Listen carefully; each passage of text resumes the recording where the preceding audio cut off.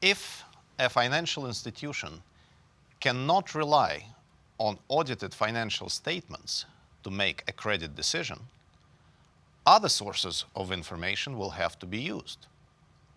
Generally, information will be obtained by the so-called relationship officers. They will be in contact with the potential borrower from the beginning, evaluating the location and appearance of their premises, the presence or absence of competition, and the relation of the owner-manager and the staff.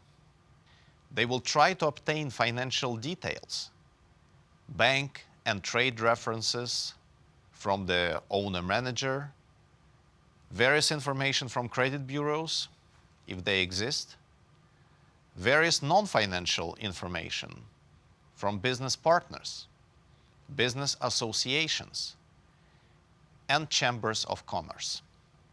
The financial institution will then assess the stated purpose of the loan and whether the amount requested corresponds to the stated purpose. They will verify that the planned cost of investment proposed by the customer is reasonable. They will also take a preliminary look at the borrower's cash flow pattern to determine the most appropriate loan term and repayment schedule.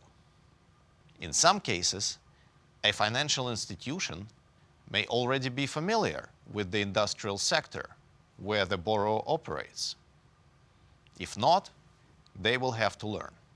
Sector knowledge is the basis for understanding how the borrower's business compares against the best practice in the sector. Understanding the production process is helpful in assessing strengths and weaknesses of a business in a systematic manner.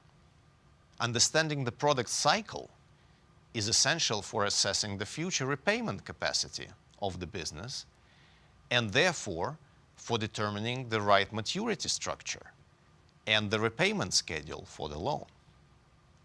The so-called SWOT, S-W-O-T, stands for the overall assessment of a business's strengths, weaknesses, opportunities, and threats. The idea here is to understand the likely future operating environment of a business, to help the financial institution to better analyze the potential volatility of future cash flows. Vulnerabilities of a business may include, among other things, the emergence of disruptive competing technologies, changing consumer preferences, and shifting macroeconomic trends. These factors would typically not appear on financial statements, but they directly affect the repayment capacity of the business and hence the loan quality.